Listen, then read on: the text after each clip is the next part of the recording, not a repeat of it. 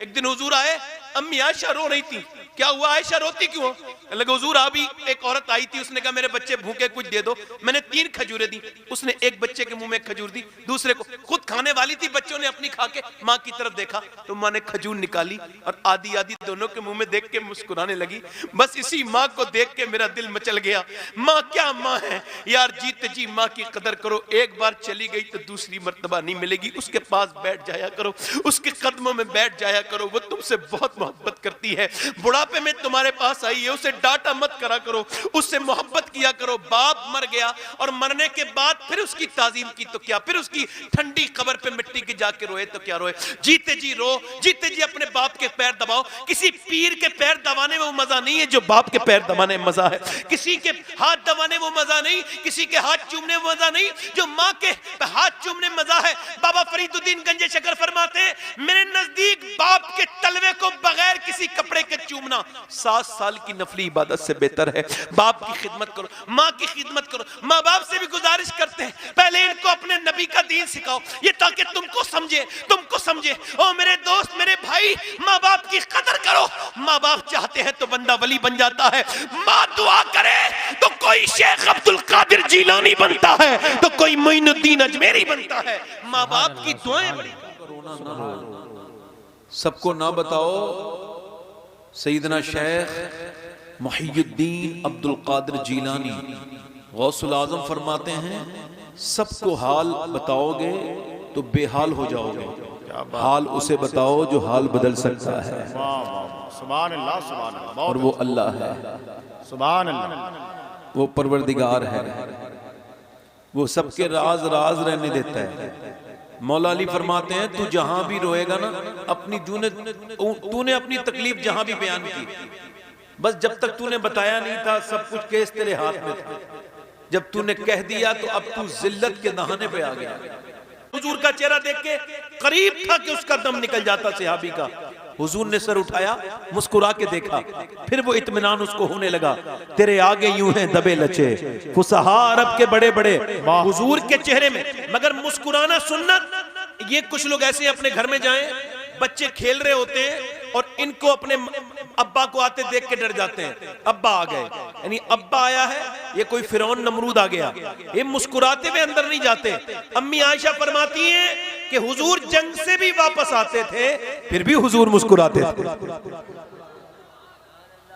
तो अगर आप लोगों को मुस्कुराना नहीं आता फिर भी मुस्कुराइए, आपके नबी की सुन्नत है। इमाम हसन बसरी से किसी ने पूछा, इस्लाम 2 लफ्जों में बयान कीजिए, तो आपने फरमाया 2 लफ्जों में इस्लाम यह है कि अल्लाह के सामने रोना, बंदों के सामने मुस्कुराना, ये इस्लाम है। अल्लाह ताला आपको सलामत रखे। थोड़ा सा मोबाइल वगैरह को गुजारिश करता हूँ, इसको थोड़ी देर के लिए साइलेंट कर लें या इसको मुनक़ता कर दें, या ज़्यादा ज़रूरी हो तो आप मोबाइल के साथ यहाँ से तशरीफ़ ले जाएं। आपकी बहुत ज़्यादा ज़रूरत यहाँ नहीं है। आप आराम से, वही लोग बैठे ना जो सुनना चाहते हैं, तो बोझ नहीं बनना चाहिए। सुभान अल्लाह कहने से इज्जत घटती है या बढ़ती है? तो हमारे जब कोई सुभान अल्लाह हमारे यहाँ कहता है तो उसको 90 नेकियां मिलती हैं। आप क्या मिलती है कि नहीं मिलती? तो क्या मसला है, आप बोल क्यों नहीं रहे सुभान अल्लाह? माशाअल्लाह, बड़ी अच्छी तकरीर अभी आपने मुझसे पहले मौलाना साहब को सुन रहा था, मैं तारीख से बता रहे थे, फला हिजरी में, फला सन में, फला सन में। अल्लाह ताला उनको, मौलाना को बरकत अता करे। और उसके बाद आपने गुलाम गौस गजाली को भी सुना। और हमारे ये तो तनवीर भाई तो बहुत पुराने इंसान हैं, मैं तो देख रहा हूँ माशाल्लाह एक मुहज्जब नाजिम हैं। अल्लाह ताला इनकी उम्र में बरकत अता फरमाए, हम सबको मदीने की हाजिरी अता फरमाए। थोड़ा सा हल्का सा माहौल ठीक करने के लिए 2-3 शेर पढ़ना चाहता हूँ जी, और वो भी मैं उसकी शान में पढ़ रहा हूँ कि कायनात में, दुनिया में इतनी बड़ी माँ नहीं है जितनी वो माँ है जिसकी शान में मैं ये 2-3 शेर पढ़ रहा हूँ। मैं आपको सही बता रहा हूँ, आपको इब्राहीम अलैहिस्सलाम की अम्मी का नाम नहीं पता होगा, इलियास अलैहिस्सलाम की अम्मी का नाम किसी को पता है? नूह अलैहिस्सलाम की अम्मी का नाम, मूसा अलैहिस्सलाम की अम्मी का नाम।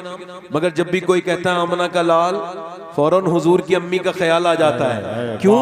क्योंकि मेरे नबी मस्जिद नबी में दुआ करते थे, अल्लाह जैसे तूने मुझे मशहूर किया है वैसे ही मेरी माँ आमना को भी मशहूर कर। सुभान अल्लाह जिंदाबाद। हुजूर की अम्मी की शान में 2-3 शेर पढ़ता हूँ, दोनों हाथ उठा के कह दें या रसूल अल्लाह। या रसूल अल्लाह। सुभान अल्लाह ताला आपको सलामत रखे। जी अता। सुभान अल्लाह। मलके दो जान है वाह मेरे नबी की माँ। वाह वाह वाह बहुत अच्छे जिंदाबाद। मलके दो जान है मेरे नबी की माँ। मलके दो जहान है मलके दो जहान है मेरे नबी की माँ। मलके दो जहान है मेरे नबी की माँ। रहमत का साएबान है मेरे नबी की माँ। सुभान अल्लाह सुभान अल्लाह सुभान अल्लाह जिंदाबाद जिंदाबाद। वाह मेरे साथ कह लो मेरे नबी की माँ। रहमत का साए रहमत का और चची है मुर्तजा की दादी बतूल की। वाह वाह वाह सुभान अल्लाह जिंदाबाद जिंदाबाद। चची है मौला अली की और दादी है सैयदा फातिमा की। अब जरा कह दो सुभान अल्लाह। सुभान अल्लाह। चची है मुर्तजा की दादी बतूल की। रखती ये खानदान है मेरे नबी की माँ। सुभान अल्लाह जिंदाबाद। नारे तकबीर नारे रिसालत मसलके आला हजरत हुजूर सैयद साहब किबला। सुभान अल्लाह वाह वाह। सब लोग अपनी अम्मी को क्या कहते हैं? अम्मी जान। क्या कहते हैं? और अम्मी जान होती भी है। ये लफ्ज जो दूसरी जगह इस्तेमाल करते हैं ना लोग, वो आफते जान के मुतरादिफ है। असल जान माई होती है। वाह वाह। जो बच्चे पे जान निछावर कर दे वो जान है। जो जान खतरे में डाल दे वो जान थोड़ी है। सबकी माँ सबकी कौन होती है? जान। अब ये शेर अल्लाह करे आप समझ जाएं। मैं समझाऊंगा नहीं, शेर समझा दो तो उसका वजन हल्का हो जाता है। शेर समाप्त करें। कहते हैं अपनी माँ को सब बच्चे अम्मी जान। क्या बात। कहते हैं अपनी माँ को सब बच्चे अम्मी जान। सोचो कि किसकी जान है। वाह क्या बात है। सोचो कि किसकी जान है मेरे नबी। वाह वाह। और आखिरी शेर पढ़ता हूँ। कुछ लोग ये तो कहते हैं हम मुसलमान हैं, मगर कहते हैं हुजूर की अम्मी मुसलमान नहीं। मैं जिन्हें कह रहा हूँ आप समझ रहे हैं ना। हम इतनी अच्छी महफिल में उन लोगों का नाम नहीं लेना चाहते। ठीक है, तो वो कहते हैं हुजूर की अम्मी मुसलमान, मगर एक सुन्नी क्या कहता है, आशिक़ रसूल क्या कहता है, सुने। जुल्फों से लेके पाँव के नाखून की नोक तक, जुल्फों से लेके पाँव के नाखून की नोक तक ईमान ही ईमान है मेरे नबी की माँ। सुभान अल्लाह बहुत अच्छे। सुभान अल्लाह माशाअल्लाह जिंदाबाद जिंदाबाद। वाह बड़ी मेहरबानी आपकी। इको और कम कर दे भाई, इको जी इको कम करें, आवाज को साफ करें। सुभान अल्लाह सुभान अल्लाह। बहुत अच्छा माइक है। मैं दुआ कर रहा हूँ अल्लाह आपके माइक को खूब बरकत अता फरमाए। अब तो ठीक कर दो भाई माइक का, इसका इको कम करो, इको और कम करो, इसकी बेस भी थोड़ी हल्की कम करके ट्रेबल बढ़ा दो। मैं ये चाहता हूँ मेरा एक लफ्ज लोगों के समझ आए। जी वाह वाह। आराम आराम से बात करूंगा इंशाल्लाह। समझ में आया। मैं इंशाल्लाह मदरसे के बारे में ही बात करनी है मैंने, मगर पहले मैं अपने और आपके बारे में बात करता हूं। मेरी तकरीर का उन्वान मैंने आज खुद ही डिसाइड किया है काफी दिनों के बाद कि अल्लाह ने इंसान को क्यों पैदा किया है। ये उन सारे नौजवानों से सवाल है न जाने कहां कहां अपनी जिंदगी गुजार रहे हैं। ये उन लोगों से भी सवाल है जो सिर्फ पैसा कमाने में लगे हुए हैं, उन लोगों से भी सवाल है जो सिर्फ अपनी इज्जत बनाने के चक्कर में लगे हुए हैं, उनसे भी सवाल है जो इस दुनिया को मजबूत किए हुए हैं और आखिरत उनके हाथ से निकली जा रही है कि अल्लाह ने इंसान को क्यों पैदा किया। इसका जवाब कौन देगा? इमाम मालिक फरमाते हैं इंसान एक बार पैदा नहीं होता, इंसान 2 बार पैदा होता है। एक बार तो मां के पेट से पैदा होता है, एक बार तब पैदा होता है जब वो ये जान ले कि अल्लाह ने उसको क्यों पैदा किया है। इसका गूंज और कम कर सकते हैं, थोड़ा सा गूंज गूंज गूंज इसकी गूंज कम कर दें। हमने बात साफ करनी है, आसान से करनी है। ये सब मैं आपके लिए कर रहा हूं, वरना मैं भी शुरू होता और खत्म कर देता। नहीं नहीं नहीं, आपको समझाना मेरी जिम्मेदारी है। आप यकीन जाने कि आप में से एक एक इंसान का मुझसे हिसाब होगा। क्या बात है, बेशक। जितने आपने मुझे वक्त दिया है ना, एक एक लम्हे का हिसाब होगा। आपसे होगा वो अलग, मुझसे होगा। इस कुर्सी का हिसाब मुझसे होगा। हजरत अबू हुरैरा से किसी ने पूछा कयामत के दिन सबसे पहले हिसाब किससे होगा, तो वो इतना रोए कि बेहोश हो गए। और जब होश में आए तो पूछा आप रोते क्यों हैं? बहुत बड़े मुहद्दिस है ना, कितनी अहादीस उनसे ही, सारी अहादीस अक्सर उन्हीं से अक्स किए गए मसाइल, उन्हीं की रिवायत करता अहादीस से। बहुत बड़े मुहद्दिस हैं और वो असहाबे सुफ़ा में शामिल हैं। और हजरत अबू हुरैरा तो पूछा पहले सवाल किससे हो कयामत के दिन? बेहोश हो गए, होश में आए, हुजूर क्यों रोते हैं? कहने लगे सबसे पहले उलमा से सवाल होगा कयामत के दिन, उलमा से कि तुम भी ऐसे ही थे जैसे वो हैं, मगर तुमको इज्जतें दी गई थी, तुमको मिंबर और मेहराब का मालिक बनाया गया था, तो तुमने अपना हक कैसे अदा किया? यह हिसाब मुझसे भी होगा, इस कुर्सी का, आपसे बैठने का। मैं यही तो कह रहा हूं कि क्यों बनाया गया है, इंसान को क्यों पैदा किया गया है, ये एक सवाल है। इसका जवाब कौन देगा? इमाम मालिक फरमाते हैं इंसान 2 बार पैदा होता है, एक बार मां के पेट से, एक बार तब पैदा होता है जब वो ये समझ जाए कि अल्लाह ने उसको पैदा क्यों किया है। अच्छा जरा गौर करें, इंसान 2 बार कैसे पैदा होता है? अब इसका जवाब कैसे लिया जाए, किससे पूछा जाए? किसी फलसफी से, किसी इंजीनियर से, किसी डॉक्टर से? वो जवाब नहीं दे पाएगा, ना कोई दानिश्वर जवाब दे पाएगा, क्योंकि वो तो खुद पैदा किया गया है। इसका जवाब वही देगा जिसने इंसान को पैदा किया है। इंसानों से सवाल यह है कि आपकी बाइक एक काम के तहत है, जब वो बेकार हो जाती है आप उसको बेकार फेंक देते हैं। आपका फ्रिज, वॉशिंग मशीन, दुनिया की सारी चीजें एक मकसद के तहत है, तो क्या अल्लाह ने इंसान को बेमकसद पैदा किया? अब अल्लाह से पूछो, अल्लाह तूने इंसान को क्यों बनाया? तो वो जवाब देता है, कुरान में इरशाद फरमाता है मैंने इंसान को परखने के लिए, आजमाने के लिए बनाया। मौत और हयात इस वजह से बनाई कि इंसान परखा जाए, उसकी आजमाइश हो, उसका इम्तिहान हो कि मैं दुनिया में उसे भेज रहा हूं, वापस नहीं मेरी तरफ आना है, मगर ये 50-60 साल की उम्र में वो मुझे याद रखता है कि नहीं रखता? वाह वाह, क्या बात है, वाह वाह। आपका और मेरा जिस्म ये तो बिल्कुल नया है, मेरी और आपकी रूह एक ही उम्र की है। इमाम गजाली के सामने एक आदमी ने अपने बेटे का थप्पड़ मारा तो उन्होंने कहा तूने गजब कर दिया। कह लगा बच्चे के तो थप्पड़ मारा है, कह लगे बच्चे के नहीं, तूने लाखों साल पुरानी रूह पे हाथ उठा दिया।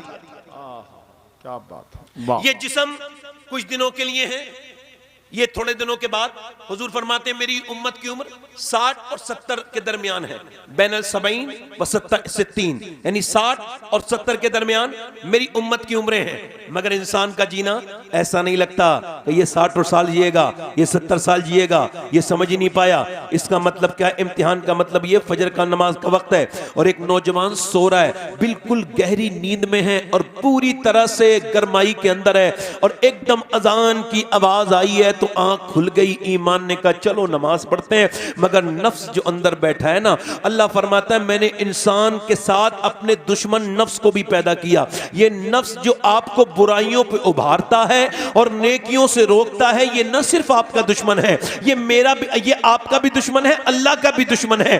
अब वो नफ्स कह रहा है सो जा सो जा, ईमान कह रहा है नमाज एक मर्तबा कज़ा हो गई तो फिर दूसरी मर्तबा नहीं मिलेगी, मगर ईमान कह रहा है उठ जा। नफ्स नफ्स कह रहा है सो जा, मगर ईमान ने इस पर फतह हासिल की। ब्लैंकेट फेंक दिया, लिहाफ फेंक दिया और जाकर के मस्जिद में इसने ठंडे पानी से वुजू किया और जाकर के अपनी नाक मस्जिद में रगड़ी। जैसे ही नाक इसने सजदे में लगाई है वैसे ही फरिश्तों ने ऐलान कर दिया, आज फला बस्ती में, फला मोहल्ले में, फला आदमी, फला लड़का अपने नफ्स पर गालिब आ गया, उसने अपने नफ्स को हरा दिया और वो फतेह हो गया, उसने कामयाबी हासिल कर ली, वो पहले इम्तिहान में कामयाब हो गया। जैसे ही तू फजर के लिए झुका है, अल्लाह की रहमतों ने तुझे आवाज देना शुरू कर दी। उसके बाद तू नमाज के बाद बाहर आया और नमाज के बाद अपने घर में नाश्ता किया, सुबह में चला कॉलेज को, स्कूल या अपने काम के लिए। तेरे सामने एक लड़की आ गई, बड़ी बेकार से कपड़े पहने हुए है, उसके जिस्म पे टाइट लिबास है,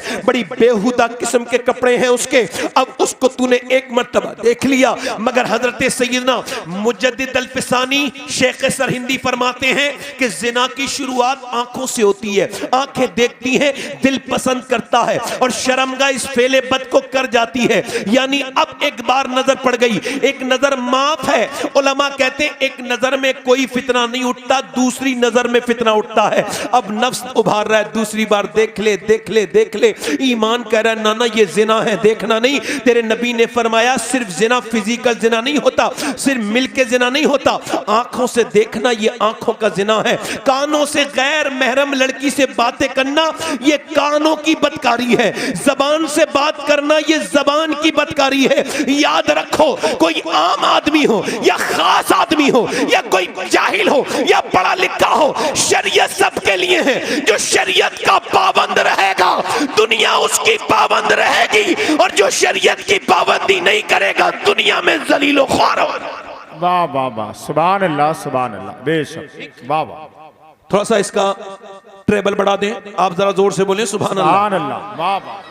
मतलब ये कि इसका नफ्स कह रहा है देख ले, ये कह रहा है नहीं देखूंगा। नौजवान ने क्या समझ रखा है, मेरे दोस्त, मेरे भाई, तूने क्या समझ रखा कि ये तेरी आंखें, तेरी अपनी आंखें? नहीं नहीं नहीं नहीं, ये तेरी खुद की आंखें नहीं है, इसका मालिक अल्लाह है। अच्छा, ये कयामत के दिन क्या बोलेंगी? ये तेरे हिमायत में नहीं नहीं, ये तेरी आंखें कयामत के दिन तेरे खिलाफ बोलेंगी। यही तेरी आंखें कयामत के दिन अल्लाह की बारगाह में अर्ज करेंगी, ऐ मेरे मालिक, तूने तो दिया था माँ बाप का चेहरा देखने के लिए, तूने तो दिया था रोज़ा रसूल देखने के लिए, काबा शरीफ देखने के लिए, मगर इसने तो गंदी तस्वीरें दिखवाई, इसने तो गंदी चीजें दिखवाई। अच्छा, मैं पूछना चाहता हूं, अगर कोई अजाब ना भी हो और कयामत के दिन आंखें हमारी शिकायत करें तो कितनी शर्मिंदगी होगी। अच्छा, जो जिस हाल में मरेगा उसी हाल में उठाया जाएगा। अब कोई गंदी तस्वीरें देख देख के रात को मर गया, सुबह को उसका जनाजा उठा, जोहर के बाद वो दफन हो गया, अब कब्र में गया और हुजूर का दीदार हुआ। तो जब इसने अपनी नजरें उठाना चाही, फरिश्तों ने कह दिया, ओए तू अपनी नजर मत उठा,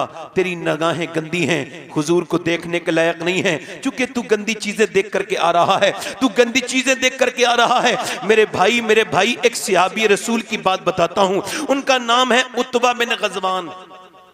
बसरा में मजार है, मैंने हाजिरी की है उनके मजार पर। उन्होंने तलवार चलाते चलाते अपनी तलवार की नोक आंख में मार के गुल्ला निकाल के फेंक दिया। अल्लाह। अबू मूसा शरी रिवायत करते हैं, इमाम गजाली ने इसको कोट किया।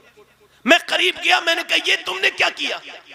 लोग कहते हैं कि तुम पागल हो गए, ये तुमने अपनी आंख निकाल के क्यों फेंक दी? कह लगा बात ये है, हुजूर की हदीस है, जो बदनिगाही करेगा उसकी आंख में जहन्नम की सलाई डाली जाएगी। तो बस एक लड़की गुजर के जा रही थी इधर से, का फिर उस पर एक नजर पड़ गई, का फिर हुजूर की हदीस याद आ गई। तो मैंने एक आंख से देखा था, तो मैंने सोचा इस आंख को निकाल के फेंक दूं, कल कयामत के दिन शर्मिंदा न कर दे, कब्र में शर्मिंदा न कर दे। मैंने अपनी आंख निकाल दी। कहते हैं उसकी एक आंख से आंसू और एक आंख से खून के लोथड़े गिर रहे थे।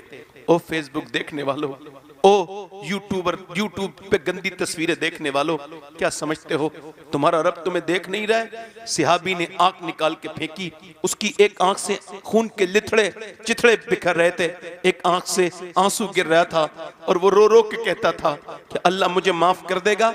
हजरत अबू मूसा शरी कहते हैं मैं रोने लगा, मैंने कहा अल्लाह तुझे माफ नहीं करेगा, बल्कि जो तेरी बात सुन के अल्लाह से तौबा करेगा अल्लाह उसको भी माफ करेगा। ये छोटी सी जिंदगी थी, इस जिंदगी को ठीक से रखना था, आंखों की इबादत करनी थी, मगर नहीं हो पाई।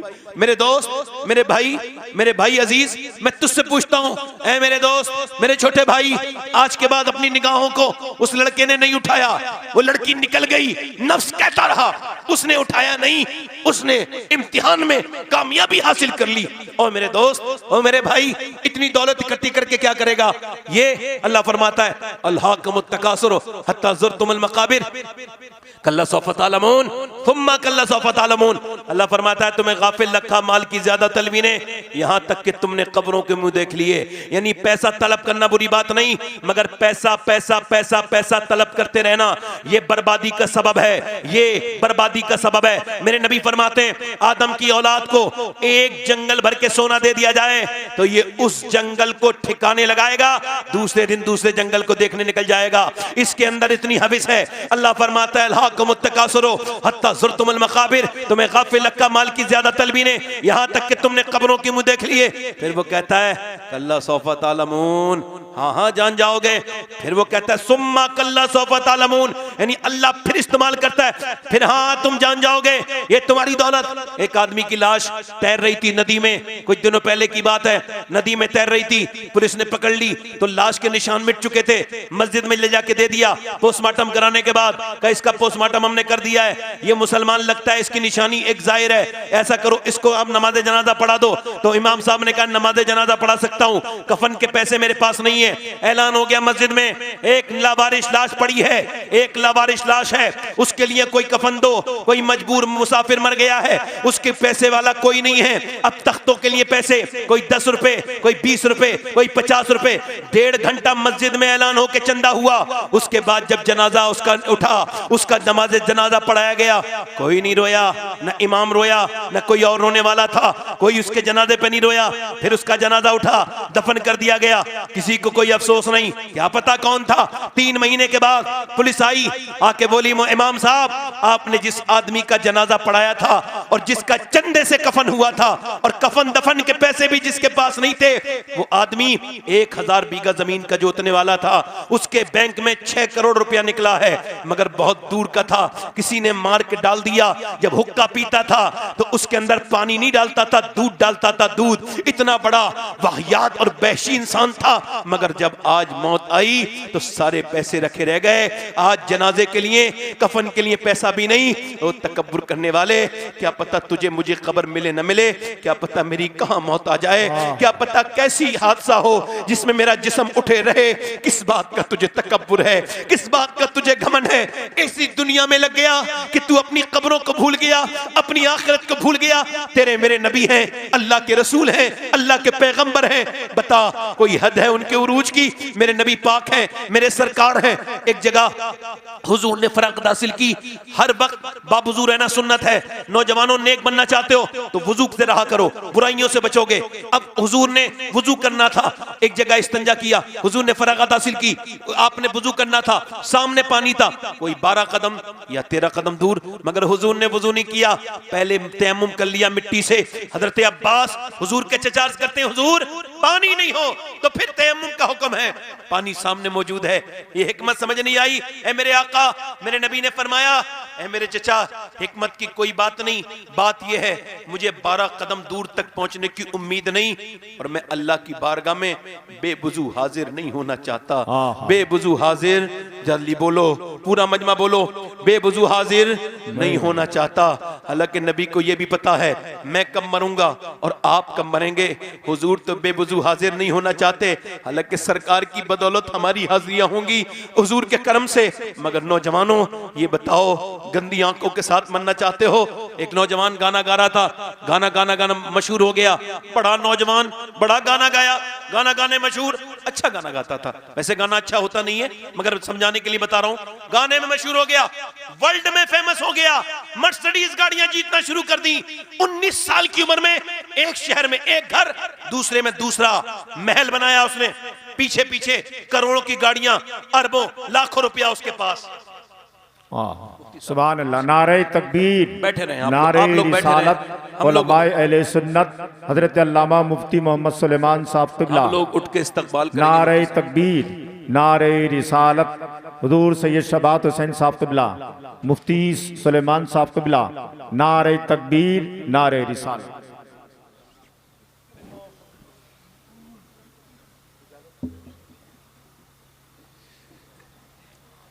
हजरात बैठ जाइए, जल्दी से जाने की कोशिश ना करे कोई साहब। चलें चलें, कोई बात नहीं, बैठे हैं आप लोग, बैठे हैं। दिल लग रहा है आप लोगों का? नहीं लग रहा है? दुरूद पाक पढ़ लीजिए।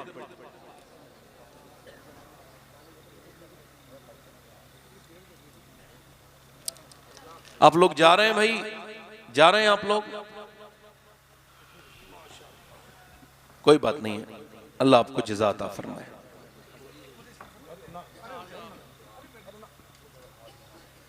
आप देख रहे हैं कि हम सबके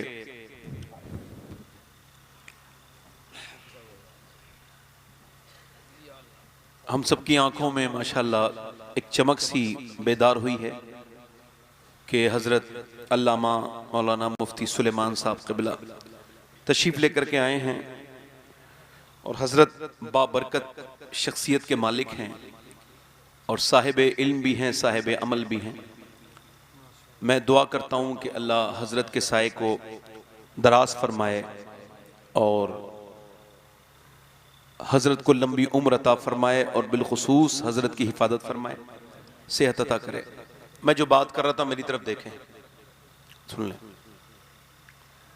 इंसान की पैदाइश की बात कर रहा था और मैं पहुंचा था वहां पर कि वो लड़का बड़ा गाना गा के मशहूर हो गया, शोहरतें मिल गई।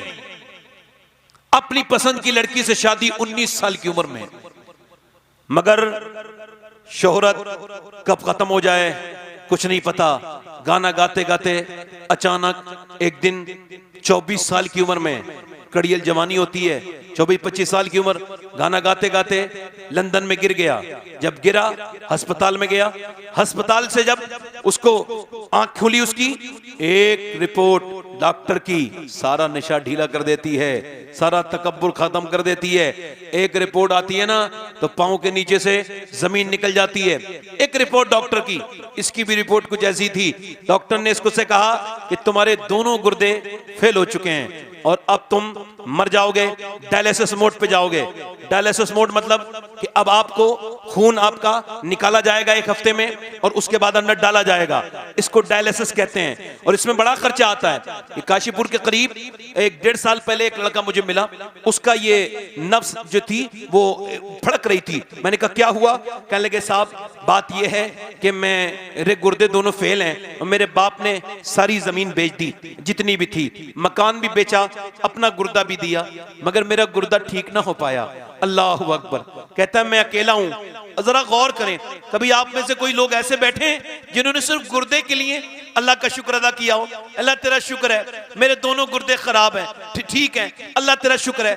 2 रकअत नमाज पढ़ी हो, अल्लाह तेरा फजल है मेरे दोनों गुर्दे ठीक हैं, या मेरा दिल ठीक है, या फिर मेरा दिमाग ठीक है। अस्पतालों में जाके देखो, दिल्ली के अस्पतालों में देखो, एम्स में देखो, मुरादाबाद के अस्पतालों में देख लो जाके, ज्यादा दूर न जाओ कि कैसे कैसे लोगों को जिंदगियों के लाले पड़े हुए हैं। ये नौजवान, ये नस्ल के नौजवान, इनसे पूछो, ये जो तेज मोटरसाइकिलें चलाते हैं, ये जो अपनी जानें जोखिम में डालते हैं, इन्हें एक बार लेके जाओ, वहां लेके जाओ जहां लड़के पड़े हुए हैं। मैं गया था एक मर्तबा यहाँ दिल्ली अपोलो में, तो उन्होंने मुझे, डॉक्टर ने बताया 17 लड़के दिखाए जो 1 महीने में मोटरसाइकिल से कोमा में गए हैं और पता नहीं अब कभी जिंदगी में उनको भी आंख खोल सके या ना खोल सके। क्यों अपने ऊपर जुल्म करते हो मेरे दोस्तों? क्यों गुरूर करते हो? कभी आपने 2 रकअत नमाज पढ़ी, अल्लाह तेरा शुक्र है मेरी तबीयत ठीक है? कभी गौर किया आपने कि ये बीमारी कभी आपको नहीं है? अल्लाह का फजल है। कश्मीर में एक साहब ने मुझे टेलीफोन किया, कहने लगे हम आपकी तकरीर सुनना चाहते हैं। मैंने कहा मेरे पास वक्त तो नहीं है। कहने लगे हम आपकी तकरीर सुनना चाहते चाहते हैं और जो आपकी तकरीर सुनना चाहता है उसको कैंसर है,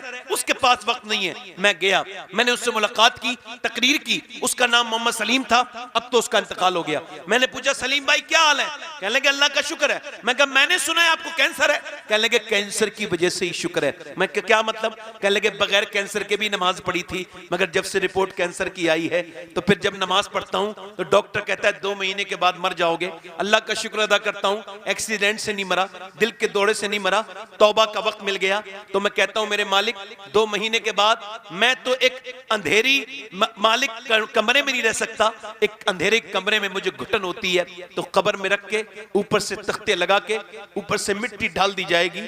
मेरे मालिक मैं कैसे वहां पे मुझ पे करम करना, उस कब्र के अंधेरे को मैं कैसे फेस करूंगा? कहता है फिर उसके बाद जब मैं सजदे में सर रखता हूं तो आंखें डबडबा जाती हैं। कहते पहले भी नमाज पढ़ी थी, मगर वो नमाज क्या नमाज थी कि मेरा दिल ही नहीं लगता था, मगर जब से कैंसर का सुना है आंखें डबडबा जाती हैं। कभी सरबा सजदा जो मैं हुआ कहीं तो जमीन से आने लगी सदा, तेरा दिल तो है सनम आशना, तुझे क्या मिलेगा नमाज में। अल्लाह अकबर। एक आदमी अस्पताल में भर्ती हुआ, 1.5 दिन में उसको ठीक हो गया। अब उसको क्या बीमारी थी? उसका सांस लेने में दिक्कत थी। 80 साल का बूढ़ा। कहने लगे आप साहब क्या आप डॉक्टर का उसने देखा बिल, रोने लगा। डॉक्टर ने कहा पैसे ज्यादा लगते हैं? तो रो के बोला ना ना ना पैसे ज्यादा नहीं है, इतना अल्लाह ने दे रखा है, अस्पताल खरीद लूंगा खड़े खड़े। का फिर रोते क्यों हैं? का रोता इस वजह से हूं कि आपकी इस मशीन से मैंने 1.5 दिन सांस लिया तो आपने 90,000 का बिल बिठा दिया, और मैं 80 साल का बूढ़ा अल्लाह की हवाओं में सांस ले रहा हूं। मैंने कभी सोचा ही नहीं कि सांस लेना कितनी बड़ी नेमत है। मैंने कभी गौर ही नहीं किया, कभी सोचा ही नहीं। इमाम हजरत हाफिज शिराजी शेख सादी कहते हैं मैं गुजर के जा रहा था, मेरे पांव में छाले पड़ गए और छाले फिर फूट भी गए, और फिर मेरे जूते जब टूट गए तो मैंने कहा अल्लाह जख्म बन गए, मुझसे चला नहीं जाता गर्म रेत पर, मुझे जूते दे दे। कहते हैं अगले मोड़ पे देखता हूं एक अल्लाह का बंदा है, उसके दोनों पांव नहीं थे, मैं सजदे में गिर गया। मैंने कहा या अल्लाह मेरे पास पांव तो हैं, उसके पास तो पांव ही नहीं है। जिसने गुर्दे का इलाज किया उसे 10 लाख दे दिए, जिसने दिल का इलाज दिया उसे 10 लाख दे दिए, मगर जिस रब ने गुर्दे और दिल दिया उसे कभी 2 सजदे भी नहीं किए, उसके सामने कभी सर भी नहीं झुकाया। उन डॉक्टरों को कितना पैसा दे दिया जिन्होंने चेकअप किए, कभी झुक के एक बार आंसू बहा के भी नहीं कहा अल्लाह तेरा शुक्र है तूने मुझे सेहत दी है। अल्लाह अकबर। कभी कहा ही नहीं, कभी गौर ही नहीं किया, कभी हमने सोचा ही नहीं इस बात को। मैं पूछता हूं आपसे, ये इंसान की नाक है, नाक के अंदर एक रग है जो दूरबीन से नजर आती, ऐसे नजर नहीं आती। न्यूरो सर्जन और ईएनटी स्पेशलिस्ट कहते हैं कि ये रग अगर बंद हो जाए तो दुनिया का पूरा मेडिकल साइंस मिलकर भी एक ऐसी रग नहीं बना सकता जो अल्लाह ने अरबों इंसानों की नाक में बनाई है। पूरी दुनिया का मेडिकल साइंस मिलकर एक ऐसी रग नहीं बना सकता। तभी तो मैं कहता हूं कि साइंस से हमारा क्या झगड़ा है। साइंस किताबें तहकीक है और कुरान किताबें तखलीक है। साइंस कहता है कि हमने, साइंस ये कहता है कि सूरज इतनी दूर है और चांद 1.25 लाख मील दूर है, जमीन इतनी फैली हुई है, मगर साइंस ये नहीं कहता कि जमीन उसने बनाई है या सूरज उसने बनाया है।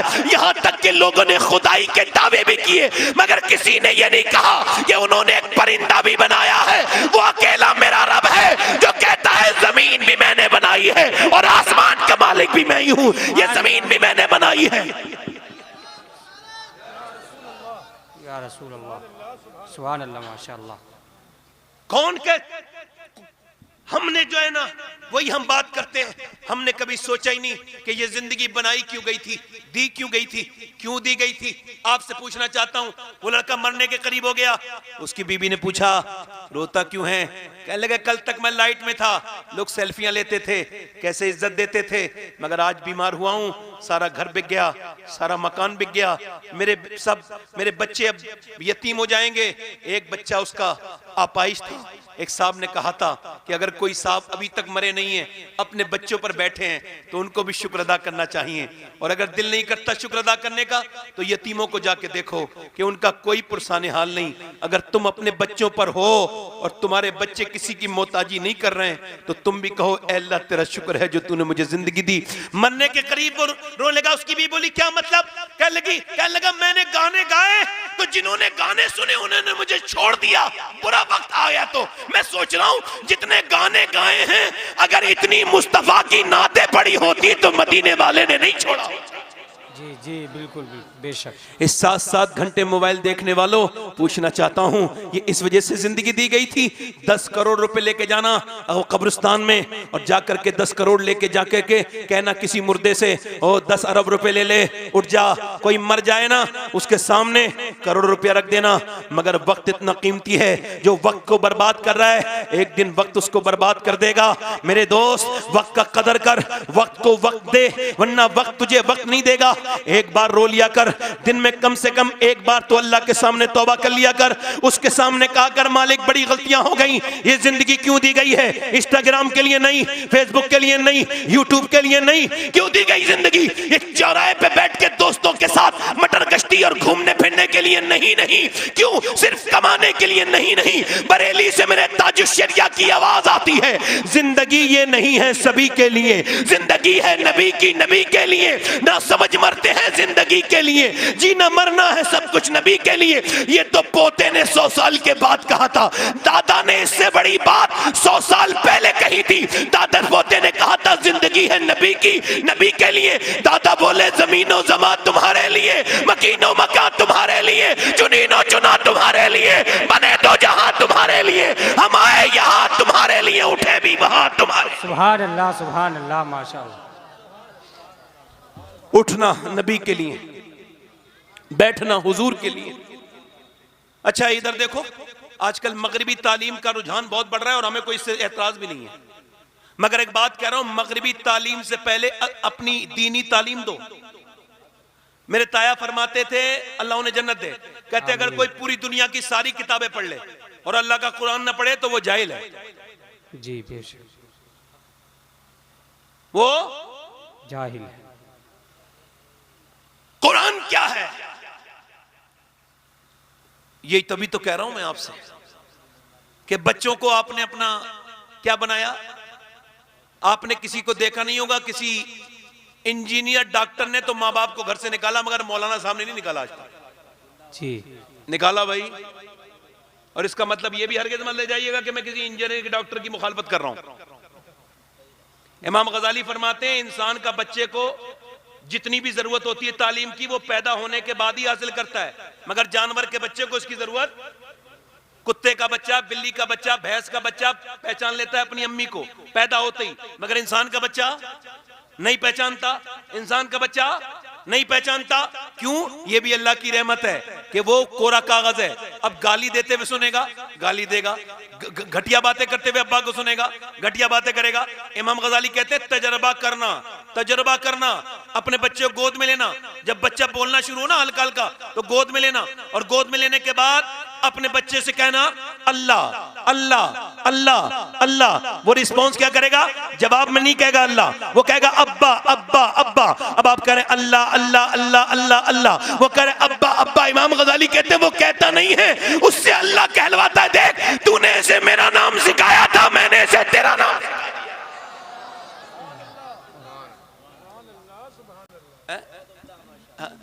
मदरसा कितना जरूरी है भाई। देखो दीन 3 जगह से चलता है, एक मस्जिद, एक खानका, हमारे एतबार से एक खानका, एक मस्जिद, एक मदरसा। मगर मदरसा इतना जरूरी है कि ये दोनों जगह को, यानी एक खानका को पढ़े लिखा पीर भी मदरसा देता है और एक मस्जिद को बेहतरीन इमाम भी मदरसा देता है। जी जी बेशक। इसी वजह से गैरों को तो पता है मदरसों को डैमेज करो, मगर अपनों को मदरसे की अहमियत का अंदाजा नहीं। जी भाई मदारिस कमजोर तो इस्लाम कमजोर। अच्छा ये यूनिवर्सिटी चंडीगढ़, अभी वीडियो वायरल हुआ, कोई भी देख लीजिएगा गूगल पे डाल के। एक आदमी ने अपनी मां को मारा और वो प्रोफेसर था और उसकी बीवी लेक्चरर थी।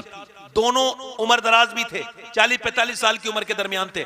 उनका वीडियो वायरल हुआ, पुलिस ने खुफिया रिकॉर्डिंग की। जब शिकायत आई माँ को मारते हैं, अब 80 साल की बूढ़ी के मुंह पे थप्पड़ मारता था, वो रोज अपनी माँ को मारता था और माँ के बाहर निकालता था। मुझे बताओ क्या वो जाहिल था?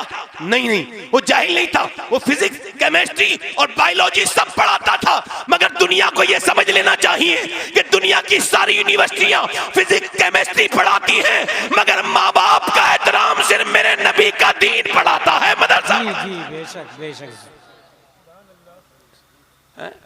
पूछा गया या रसूल अल्लाह, इधर देखो, कयामत कब आएगी? तो हुजूर ने फरमाया अल्लाह के इल्म में है। फिर दूसरी मर्तबा पूछा गया या रसूल अल्लाह कयामत कब आएगी? हुजूर ने इरशाद फरमाया अल्लाह के इल्म में है। पूछने वाले ने फिर तीसरी मर्तबा पूछा, क्योंकि सहाबी को पता था हुजूर जानते हैं, या रसूल अल्लाह कब कयामत आएगी? फरमाया जब लोग अपने माँ बाप को जलील करने लगेंगे, अल्लाह, उनकी इज्जतें उतारने लगेंगे। जब माँ बाप बोझ बन जाएंगे तो कयामत आ जाएगी। और ये हो भी रहा है, अब माँ बाप के साथ जुल्म हो भी रहा है, माँ बाप के साथ बदतमीजियां हो भी रही हैं। अच्छा इधर देखो, मर जाए ना माँ बाप तो बड़े शोर शराबे होते हैं। एक साहब कह रहे थे आपकी दावत है, मैंने कहा क्या हुआ? कहने लगे मेरे बाप मर गए थे तो 40 में दावत है। मैं कहा आपका दिमाग भी ठीक है, आप सेलिब्रेशन कर रहे हैं अपने बाप के मरने का? बाप मर गया तो दावत होती है क्या? आप बताइए। इधर देखिए, आप जीते जी तो उसकी कदर ना कर सके, मर गया तो बड़ी शान शौकत से मामला हो रहा है आपका। एक जगह मैं गया था तो वहां बड़ी लंबी चौड़ी फातिहा थी, तो उसमें उसकी मां ने मुझको अकेले कमरे में बुलाया, जो वो था जो फातिहा करा रहा था। उसकी मां ने मुझसे कहा मैं अकेले बात करना चाहती हूँ। बूढ़ी थी, मैंने कहा जी बताइए। जब उसने मुझसे बात की तो बड़े मोटे मोटे और गरम गरम आंसू उसके चेहरे से बिखरने लगे। मैंने क्या हुआ अम्मा, क्यों रोती हो? कहले मेरा बेटा है ये। मैं वो तो ठीक है मगर रो क्यों रही है? कहने लगी इससे कहिए ये सारे काम करता है, मेरी भी थोड़ी बहुत कदर कर लिया करे। मैं क्या हुआ? कहने लगे ये जो है ना बड़े लंबे लंबे फातिहा भी कराता है, लंगर भी कराता है, मगर ये मेरा ख्याल नहीं रखता। इसका बाप मर गया तो उसने मेरा पान तक बंद करा दिया। और एक बात के लिए मैंने फोन कराया आपसे, मैंने आपको बुलाया। मैंने कहा क्यों? कहने लगी इस वजह से, इससे कहना कि जब ये रात को अपने बच्चों के लिए सामान लेके आता है, ये जो भी चीजें लाता है, तो इससे कहना कि ये छुपा के लेके आता है, तो मुझे थोड़ा बहुत भी अगर दे देगा तो मैं खाऊंगी होंगी तो नहीं, मैं तो बूढ़ी हूं, मगर ये भी छुपा के लेके जाता है तो मेरा दिल बड़ा टूटता है। क्या मैंने इतना बड़ा जुल्म किया था इसके ऊपर जो इसने मेरे साथ ये किया है? शाह अहमद नूरानी रहमतुल्लाह अलैह ने लंदन में तकरीर की माँ की अजमत के ऊपर। तो एक अंग्रेज ने सवाल किया, कहा साहब आपने माँ की अजमत पे तकरीर किया, क्या आपकी माँ आपके साथ रहती है? तो वो आंखों में आंसू ला के बोले मैं अभी इतना बड़ा नहीं हुआ कि अपनी माँ को अपने साथ रखूं। हाँ, आज भी अपनी माँ के कदमों में रहता हूं और अपनी माँ की खिदमत करता हूं। माँ जरा कौन है माँ? हजरत सईदना मालिक बिन दीनार कहते हैं मैं हज करने गया था, मिना के वादी में मैं हज करके और अपना सर हलक करा के कुर्बानी करके दुआ कर रहा था अल्लाह हज कबूल कर ले। कहते हैं मुझे नींद आ गई तो मुझे हातिफे गैब से आवाज आई अल्लाह ने सारों के हज कबूल किए हैं मगर मोहम्मद बिन हारून बल्खी का हज अल्लाह ने कबूल नहीं किया। अब मैं मोहम्मद बिन हारून बल्खी कौन है मैं तलाश करने के लिए चला गया। कहते बलख के खैमों में गया, मैंने कहा बल्खियों से पूछा कि हारून बल्खी को जानते हैं? कहने लगे वो तो सबसे नेक इंसान है, उधर नमाज पढ़ रहा है, वो सारा कुछ अल्लाह के नाम पे सदका दे चुका है, सब कुछ दे चुका है, उसके पास कुछ नहीं बचा, अल्लाह ही अल्लाह करता है। देखो अब भी पढ़ रहा है नमाज, हम सब यहाँ बैठे वो नमाज पढ़ रहा है। कहते मैं उसके पीछे जाके बैठ गया, उसने सलाम पहनने के बाद कहा अस्सलाम वालेकुम मालिक बिन दीनार। मैंने कहा आप मुझे जानते हो? कहा मैं तो ये भी जानता हूँ, आप क्यों आए हो? कहा क्यों आया हूँ? कहा तुम ये बताने आए हो कि मेरा हज कबूल नहीं हुआ। कहा क्यों? कहा मैं 24 साल से ये सुन रहा हूं, मैं हज करने के लिए आता हूं, एहराम बांध के काबे पहुंचता हूं, अच्छा काबे पहुंच के फिर मैं काबे को देख के अपने गुनाहों से तौबा करता हूं। काबा जगह ही ऐसी है, वहां जाया जाए तो खूब रोया जाए, कितने भी गुनाह हो अल्लाह सारे माफ कर देता है, सच्ची तौबा करने वाले के अल्लाह सब माफ कर देता है। मगर अब वहां सेल्फी लेते हैं लोग, अल्लाह ने पैसे दे दिए नंगों को, बदतमीजों को, वहां उम्रा करने के नाम पे अपने आप को बर्बाद करते हैं। तस्वीरें वो तस्वीरें, ले तस्वीर वो तस्वीर, और वहां माज़अल्लाह काबे की बेहुरमती करते हैं। सैयदना शेख मुहियुद्दीन अब्दुल कादिर जीलानी गौसुल आजम ये बाबू सलाम की तरफ से गुजरते हैं, वहां की कंकरियों को चूमते हैं। किसी ने पूछा मक्के की कंकरी क्यों चूमते हैं? तो गौसे आजम ने मालूम क्या जवाब दिया? फरमाने लगे इस जमीन पे 53 साल मेरे नाना चले हैं, क्या पता कौन से पत्थर को मेरे नाना के पांव से निस्बत हासिल हो गई हो। हरम की जमीन और कदम रख के चलना। अरे सर का मौका है ओ जाने वाले, काबे में तो तुझे मोबाइल याद नहीं आना चाहिए था, तुझे अपने गुनाह याद आने चाहिए थे, बख्शिश की बातें करनी चाहिए थी, मगर तूने वहां भी सेल्फियां ली, वहां से भी तूने लाइव चलाया। तौबा तौबा, कैसी बदतमीजी शुरू हो गई है। वो कहता है मैं काबे में जाता हूं और काबे में मैं जाकर के इस्तलाम करता हूं और फिर मैं जो है ना सफा मरवा फिर मैं इस्तलाम करके मैं शुरू करता हूं तवाफ। कहते हैं मैं तवाफ करता हूं रुकने यमानी पर, रुकने शामी पर, रुकने इराकी पर, मुल्तजम पर, मैं मकाम इब्राहिम पर खूब रो रो के दुआएं करता हूं 7 चक्कर पूरे करके। उसके बाद फिर मैं जो है वो 2 रकअत नमाज पढ़ता हूं, आबे जमजम पीता हूं, फिर सही करता हूं, सफा मरवा पे जाके फिर हलक कराता हूं। उसके बाद फिर मैं एहराम बांधता हूं 8 जिलहिज्जा को और फिर मैं जाता हूं वहां पर मिना के पूरे खेमे में रोता रहता हूं, तौबा करते रहता हूं, वो कफन बांध के यानी वो एहराम बांध के, उसके एहराम पहन के। उसके बाद कहते हैं मैं फिर 9 जिलहिज्जा को अरफात के मैदान में जाता हूं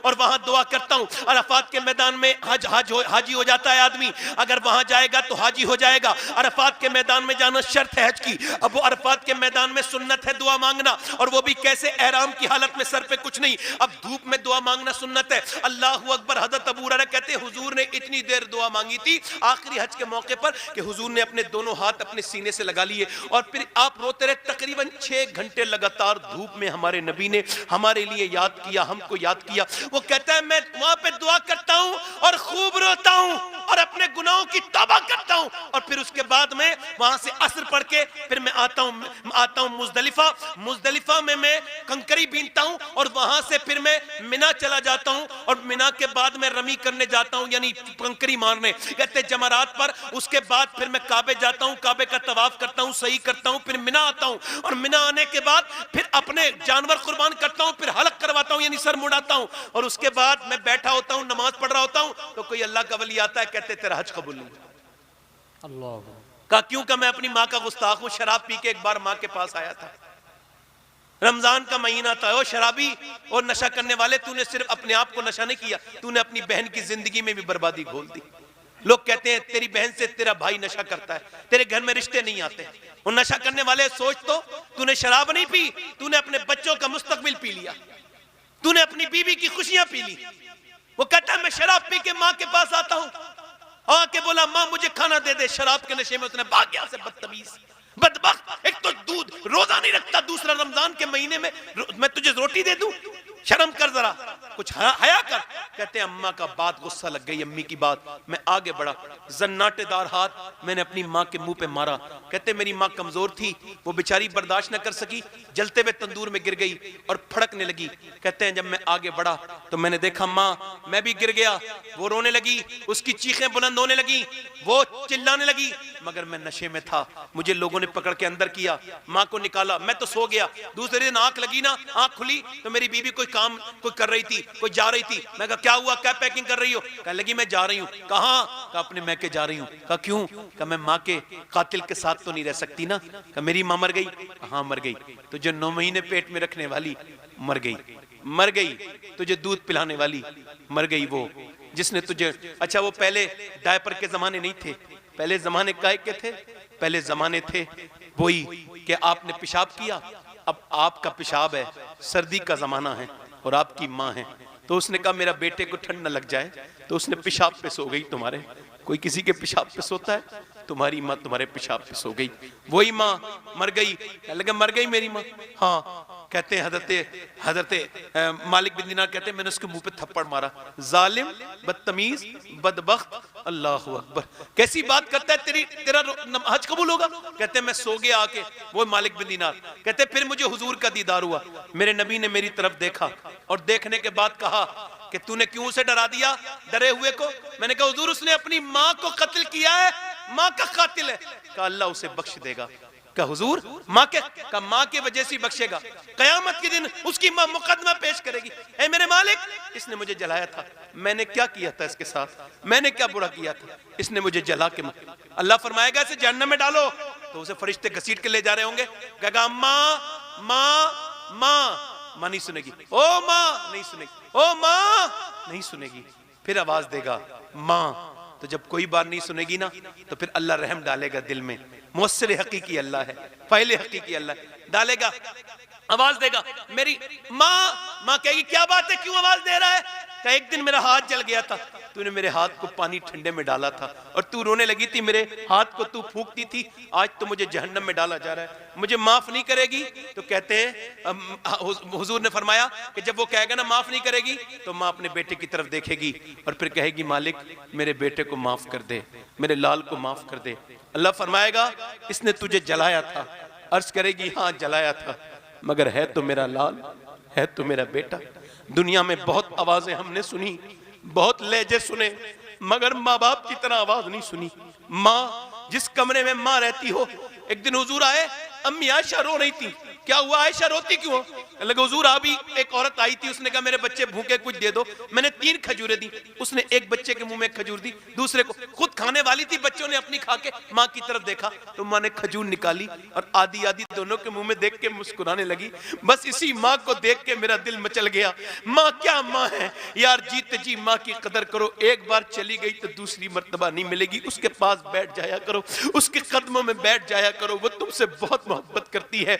बुढ़ापे में तुम्हारे पास आई है, उसे डांटा मत करा करो, उससे मोहब्बत किया करो। बाप मर गया और मरने के बाद फिर उसकी ताजीम की तो क्या, फिर उसकी ठंडी कब्र पे मिट्टी की जाके रोए तो क्या रोए। जीते जी रो, जीते जी अपने बाप के पैर दबाओ। किसी पीर के पैर दबाने में वो मजा नहीं है जो बाप के पैर दबाने में मजा है, किसी के हाथ दबाने में वो मजा नहीं, किसी के हाथ चूमने में मजा नहीं जो माँ के हाथ चूमने में मजा है। बाबा फरीदुद्दीन गंजे शकर फरमाते मेरे नजदीक बाप के तलवे को बगैर किसी कपड़े के चूमना 7 साल की नफली इबादत से बेहतर है। बाप की खिदमत करो, माँ की खिदमत करो। माँ बाप से भी गुजारिश करते हैं पहले इनको अपने नबी का दीन सिखाओ, ये ताकि तुमको समझे। ओ मेरे दोस्त, मेरे भाई, माँ बाप की कदर करो। माँ बाप चाहते हैं तो बंदा वली बन जाता है, माँ दुआ करे तो कोई शेख अब्दुल कादिर जीलानी बनता है, तो कोई मोइनुद्दीन अजमेरी बनता है। माँ बाप की दुआएं बड़ी। सुभान अल्लाह, सुभान। इनसे मोहब्बत करो। और आखिरी बातें अपनी बहनों से कर रहा हूं और आपसे भी कर रहा हूं। देखो कुरान शरीफ से मोहब्बत करो। किससे करो? कुरान क्या है बोलो? ये जिन घरों में पढ़ा जाता है, मेरी तरफ देखो, ये मदरसा गौसिया मदरसा, गौसिया गरीब नवाज, गौसिया गरीब नवाज। आजकल मसला क्या ना, मियाँ लोगों की तावीज़ों की अहमियत है मगर अल्लाह के कुरान की अहमियत, इसी वजह से हमारी अहमियत नहीं है। अच्छा, कई मियाँ मुझसे नाराज हो गए, कई ने मेरा बाइकाट करना शुरू कर दिया। एक मियाँ के सामने मैं तकरीर कर रहा था तो मैं तो खराब मियाँ को कह रहा था, मैंने कहा मैं तो खराब लोगों को कह रहा था, आप क्यों बुरा मान गए? मैंने दरे जन्नत से रिजवान को पुकारा था, लो आ गई रिजवाना, ला हौला वला कुव्वत। हमने तो नहीं कहा था, हम आपको कह रहे हैं। वो कह रहे चोरी की दाढ़ी में तिनका होता है ना। वो मियाँ के पास औरत गई और जाके बोली कोई ऐसा ताबीज दे दो मेरा आदमी मेरी मुट्ठी में आ जाए। तो उसने कहा ठीक है दे देता हूँ। उसको भी खबर है ये होना तो कुछ नहीं है, क्योंकि मेरी वाली तो खुद मेरी मुट्ठी में नहीं है, मगर वो फिर भी दे रहा है ताबीज उसने दिया, उसने ताबीज दे दिया, ये लेके आ गई। इसको बताओ, मेरी बहन को, मेरी बेटी को बताओ, कोई समझाओ कोई कि सारे मसाइल का हल अल्लाह के नबी की सीरत में है। जी जी, बेशक बेशक। हुजूर फरमाते बेहतरीन औरत वो है कि जब उसका शौहर घर पे आए तो उसे देख के दिल खुश हो जाए। जी जी, बेहतरीन औरत है वो। कौन है बोलो?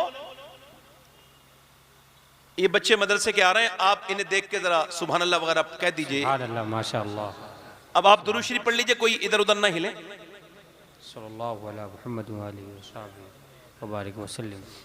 सुभान अल्लाह, माशाअल्लाह। नारे तकबीर, नारे तकबीर, नारे रिसालत, नारे रिसालत, उलमाए अहले सुन्नत, जश्ने दस्तारबंदी, जश्ने दस्तारबंदी। कुरान जो है ना माशाअल्लाह, कुरान जो है ना, कुरान शिफा है। क्या है बोलो? इससे फायदा हासिल करना चाहिए। कुरान वनुनज़्ज़िलु मिनल कुरान मा हुवा शिफाउन व रहमतुल लिल मुमिनीन, ये मोमिनीन के लिए शिफा। हज़रत इब्ने अब्बास कहते हैं, और इसे तफसीर में सारे मुफस्सिरीन ने लिखा कि ये कुरान बदन की भी सारी बीमारियों का इलाज है, और इसने रूहानी बीमारियों का भी इलाज है। जी जी अच्छा, रूहानी बीमारी क्या है? इधर देखो, रूहानी बीमारी समझ तो लो। रूहानी डॉक्टरों के पास जाते हो, रूहानी बीमारी मौला अली फरमाते हैं रूह की सबसे बड़ी बीमारी हसद है। क्या है बोलो? हसद। और हसद का कुनबा कबीला है, बाल बच्चे हैं, है ना, गीबत, हसद, ये सारी बीमारियां इसमें मौजूद। अच्छा इधर देखो, तवज्जो करो, मेरी तरफ तवज्जो करना। हाँ, सैयदा उम्मे सलमा फरमाती हैं नबी के घर वालों को मानोगे मगर नबी के घर वालों की नहीं मानोगे। सैयदा उम्मे सलमा फरमाती और औरतें अपने बच्चों को लोरियां सुला के सुनाती थी, मगर नबी की बेटी फातिमा ने कभी लोरी नहीं सुनाई, वो हमेशा कुरान शरीफ पढ़ के सुनाती थी। सुभान अल्लाह, सुभान अल्लाह, माशाअल्लाह। कुरान कुरान कुरान। अच्छा, कुरान का असर क्या बच्चे के पैदा होने के बाद होता है? नहीं नहीं, ये तो गलती बात है। पैदा होने का माँ का असर बच्चे पे पहले से ही हो जाता है, और अगर माँ कुरान पढ़े तो उसका असर भी होता है, उसका असर भी होता है। ये भी बात बिल्कुल ठीक है। इधर देखो, मेरी तरफ देखो, अगर बहन कुरान पढ़े मक्के में, कहां पे बोलो, जल्दी बोलो, कहां पे?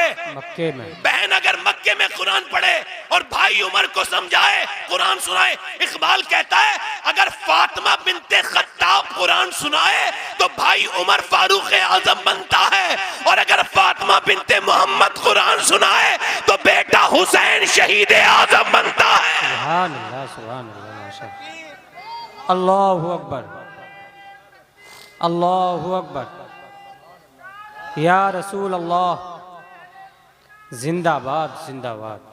है? जोर से तो बोलो। सुभान अल्लाह। और कुरान कुरान एक एक लफ्ज अल्लाह का, एक एक लफ्ज अल्लाह का। वो जो अल्लाह नजर नहीं आता पूरा डेटा उसी का है ये, और ये कहता है सारा कुरान मेरा। अच्छा, फिर उस पे बात करता है गलती निकाल के दिखाओ। जी जी, ज़ालिकल किताबु ला रैब फीह, ला रही। ये वो किताब है जिसमें कोई गलती, यही है। क्योंकि इसकी वजह यह है उलमा ने लिखा कि अगर बंदा 100 बार भी गलती करे तो बंदा रहता है, मगर खुदा गलती करे तो खुदा नहीं रहता। चैलेंज है पूरी दुनिया को, कुरान में गलती निकाल के दिखाओ। जिन्होंने निकाल ली चाहिए उनकी खुद की गलतियां निकल गई, कुरान में कोई गलती नहीं निकली। सुभान अल्लाह, माशाअल्लाह। कुरान वो किताब, जोर से तो बोलो। सुभान अल्लाह। अच्छा, कुरान पढ़ने से बरकत, जी, सुभान अल्लाह, कुरान पढ़ने से बरकत। कुरान मैंने क्या कहा? अगर फातिमा बिनते हजरत उमर हाथ में तलवार लेकर के चलें, ध्यान देना, जरा ध्यान देना, हजरत उमर हाथ में तलवार लेकर के चलें और तलवार लेकर के क्या जा रहे हैं? कह रहे हैं मैं नबी को माज़अल्लाह, उन्होंने कहा मैं कत्ल कर दूंगा, मगर किसी ने कहा नबी के घर बाद में जाना, पहले अपने घर जाओ। क्या हुआ? कह लगे तुम्हारे घर में इस्लाम घुस गया। इसका मतलब क्या है? जो इस्लाम खत्म करना चाहता है इस्लाम उसी घर में घुस जाता है ना? आप मेरी बातों की कदर करें, बातें ठीक ही कर रहा हूं मैं, जरा जोर से बोले सुभान अल्लाह। अब मैं इतने दिनों से तकरीर कर रहा हूं, अब कोई मुझे दाद नहीं देता है तो उसके सुनने पे मुझे वो होता है शक कि इसका सुनने का जो है ना वो मामला ठीक नहीं है, इसका ज़ौक़ ठीक नहीं है। मुझे अपनी तकरीर पे अब शक ज्यादा नहीं होता, थोड़ा बहुत होता है। जोर से बोले सुभान अल्लाह। तो हज़रत उमर फारूक आज़म चले, किसी ने कहा तेरी बहन ईमान ले आई, गुस्से में चले और गुस्से में जाकर के अपने दरवाजे पे बहन के पहुंचे, और जब दरवाजा खोला उनके बहनोई ने, और बहनोई ने क्या कुरान, तुम क्या ईमान ले आए हो? हाँ ले आए ईमान। एक घूसा मारा, जमीन पे गिर गया बहनोई, दूसरा, तीसरा, चौथा, पांचवा, इतने घूसे मारे, मुंह पूरा फट गया, खून निकलने लगा। बहन आगे बढ़ के बोली क्या मुझे बेवा करेगा? क्या मेरा भाई नहीं है तू? तो फिर बहन के जन्नाटेदार हाथ मारा है, बहन गिर गई जमीन पे, बहन जमीन पे गिरी है, फिर दूसरा हाथ, तीसरा हाथ, चौथा हाथ, बहन के मुंह को फाड़ दिया, खून निकलने लगा मुंह से। बहन को जब गिरते देखा, जब वो नहीं उठी कमजोरी से, तो उमर समझे ये डर गई, बोले बता इस्लाम छोड़ेगी? तो बहन शेरनी की तरह पलटी और बोली उमर तू जिस खत्ताब का बेटा है मैं उस खत्ताब की बेटी हूं, तूने जिस माँ का दूध पिया है मैंने भी उसी माँ का दूध पिया है। मैं जान तो दे सकती हूं मगर अपना ईमान नहीं दे सकती। सुभान अल्लाह, सुभान अल्लाह। उमर बोले ये तुझे जुर्रत कहां से आई है? का कुरान पढ़ने से आई है, कुरान पढ़ने से आई है, कुरान पढ़ने से आई है। तो उमर ने कहा मैं भी, मुझे भी दिखा कुरान का, पहले तू पाक हो जा। उमर की बहन पानी लेके आई, उलमा ने लिखा है जब पानी उसके डालने लगे ना, हजरत उमर के पानी डालने लगी तो रोने लगी, कहने लगी मालिक तू बेहतरीन कदरदान है, तुझको पता है मैं कितनी पिटी हूं, मगर हाथ धोना मेरा काम है, दिल को धोना तेरा काम है। हाथ को धोना तेरा काम, दिल को धोना तेरा काम है। मैं हाथ धो सकती हूँ, कमजोर हूँ, करम कर दे। अल्लाह का ऐसा करम हुआ कि हजरत उमर फारूक आजम फिर तलवार लेके हुजूर की बारगाह में गए तो मेरे नबी ने फरमाया कभी कलमा पढ़ोगे? बोलो आने दो उमर को। तो उमर बोले कलमा तो तभी, दिल तो इस्लाम का तभी हो गया था जब अल्लाह का कलाम सुना था। या रसूल अल्लाह आप भी कलमा पढ़ा के मुसलमान कर। लोग कहते हैं इतनी लड़कियां चली गई, इतनी लड़कियां चली गई, ये गैर मुस्लिम बड़े दावे करते फिरते हैं, इतनी लड़कियां चली गई। मैं कहता हूं एक लड़की की औकात नहीं है अभी इस्लाम छुड़वाने की। वो तो गई होगी किसी बेहुदा बाप की लड़की, हमें भी इसमें शर्म है, हमें भी तकलीफ होती है। मैं कुछ दिनों पहले तो बड़ा तकलीफ में था, फिर मुझे किसी एक आलिम साहब ने समझाया सैयद साहब आप क्यों इतनी तकलीफ में? मैं कह लगा ये जो सुन रहा हूं ना रोज मीडिया पर, इतनी लड़कियों ने इस्लाम छोड़ा, कह लगे उन्होंने इस्लाम समझा ही नहीं था, वरना फलस्तीन को देख लो। सुभान अल्लाह, जिंदाबाद जिंदाबाद, सुभान, वाह वाह। तकरीबन 1 लाख लोग शहीद हुए हैं और किसी को कोई तकलीफ नहीं है। क्या बात है। ऑस्ट्रेलिया के जंगलों में आग लगी, हॉलीवुड बॉलीवुड नेता पूरी दुनिया ट्विटर पर शोर मचा दिया, आग नहीं लगनी चाहिए, जानवर बचाओ जानवर बचाओ जानवर बचाओ। मगर जब 1 लाख लोग तकरीबन शहीद हो गए, किसी के कानों पे जू नहीं लगी, किसी के दिल में हमदर्दी पैदा नहीं हुई, क्योंकि मुसलमान थे ना, कलमा पढ़ने वाले थे, किसी को कोई तकलीफ नहीं। मगर आपको बता रहा हूं 12 साल के बच्चे, 10 साल के बच्चे, तकरीबन 12,000 शहीद हुए हैं। तकरीबन उठाती है माँ अपने बच्चे को, हाथ आ जाता है, हाथ आ जाता है। एक एक बच्चे जिंदा हैं, एक एक ब्रेड पर 3-3 बच्चे हैं, 3-3 ऐसे भूखे बच्चे हैं। मगर फिर भी वो औरतें जब कुरान पढ़ती हैं तो दिल फटने लगता है उनको देख करके। पहले के जमाने थे, हमारा बचपन था, हम देखते थे सद्दाम की रेडियो पे खबरें आती थी, लोग चौपालों पर रोते थे। हमने पूछा आप क्यों रो रहे हो? वो सद्दाम वहां का रहने वाला, कह लगे सद्दाम रहने वाला तो दूर का है, मगर कलमा तो वही पढ़ता है जो हम पढ़ते हैं। मगर आज किसी को कोई फिक्र नहीं। अल्लाह का शुक्र है मैं सैयद हूं, मगर फिर भी एक बात कह के जा रहा हूं कि अगर उन लड़कियों में से जिन्होंने ये बयान दिया है उनका एक जूता मुझे मिल जाए तो मैं अपनी कब्र में अपने सीने पर रख के सो जाऊंगा। कौन? वो फलस्तीन की लड़कियां, वो जिन्होंने ये कहा कि हम रात को बुर्का ओढ़ के सोते हैं। ये वो सुन ले मेरी बेटियां, वो मेरी बहनें सुन ले, जिन्हें अंग्रेजी लिबास का चस्का लग चुका है, जिनका जिस्म पे टाइट लिबास है, जो अंग्रेजों की गुलाम हो चुकी हैं, जो पर्दे को करना अपनी जो है वो बेइज्जती महसूस करती हैं, जिन्हें घुटन होती है पर्दे में। उन सारी लड़कियों से कह रहा हूं उनको ये बताओ कि वो लड़कियां कहती हैं कि हम रात को सोते हैं बुर्का ओढ़ के। का क्यों? कि जब बम गिरता है तो लाशों नहीं निकलती बल्कि मलबे निकलते हैं, मलबे, और मलबे के अंदर से लाशें निकलती हैं। हम इस वजह से बुर्का ओढ़ के सोते हैं कि जब हमारी लाश निकले तो बेपर्दा नहीं होनी चाहिए, पर्दे में होनी चाहिए लाशें हमारी। अच्छा, उनकी जब लाशें निकाली गई तो पर्दे में भी थी, बुर्के में भी थी। वो नबी की बेटी की मानने वाली थी, वो कहती थी क्या मुंह दिखाएंगे नबी को, क्या मुंह दिखाएंगे नबी की बेटी सैयदा फातिमा ज़हरा को। अल्लाह अकबर, जरा गौर तो करें आप, अल्लाह के पैगंबर सल्लल्लाहु अलैहि वसल्लम के गुलामों में आपसे कहता हूं जरा गौर तो करो, अपनी बेटियों को समझाओ कि कैसी नबी की बेटी ने जिंदगी काटी। उनके लिए ये बंबई की औरतें मशले राह नहीं, उनके लिए पाकिस्तान में नाटक करने वाली बेहुदा लड़कियां उनके लिए मशले राह नहीं, उनके लिए मशले राह नबी पाक की बेटी सैयदा फातिमा ज़हरा है। कि कौन? मेरे नबी ने फरमाया फातिमा तुमने चांद देखा? कल को ईद है। अर्ज की अब्बा मैंने चांद नहीं देखा। कहा फातिमा सबने चांद देखा, आपने क्यों नहीं देखा? कहा अब्बा उस चांद को मैंने नहीं देखा जिसपे गैर महरम की नजर पड़ी हो।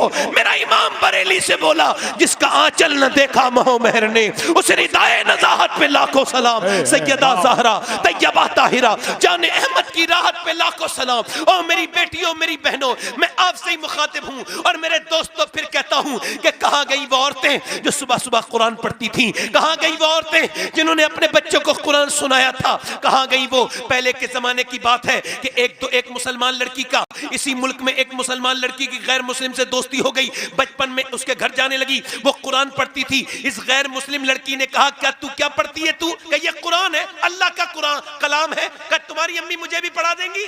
का बिल्कुल पढ़ा देंगी, पूछ लो मेरी अम्मी से। वो जाके बोली क्या मुल्ला नहीं मुझे पढ़ा दोगी? कहा पढ़ा दूंगी, मगर अपने घर में जिक्र मत करना, पहले पक्का वादा कर। का नहीं करूंगी। ठीक है।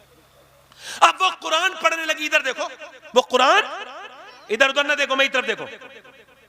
और कुरान पढ़ने लगी। अच्छा कुरान वो उससे जल्दी कुरान पढ़ गई, मुसलमान से जल्दी वो पढ़ गई, क्योंकि कुरान इंसानों के लिए है, मुसलमानों के लिए नहीं, सिर्फ हुदल लिन्नास, ये सारी इंसानों की हिदायत के लिए है कुरान।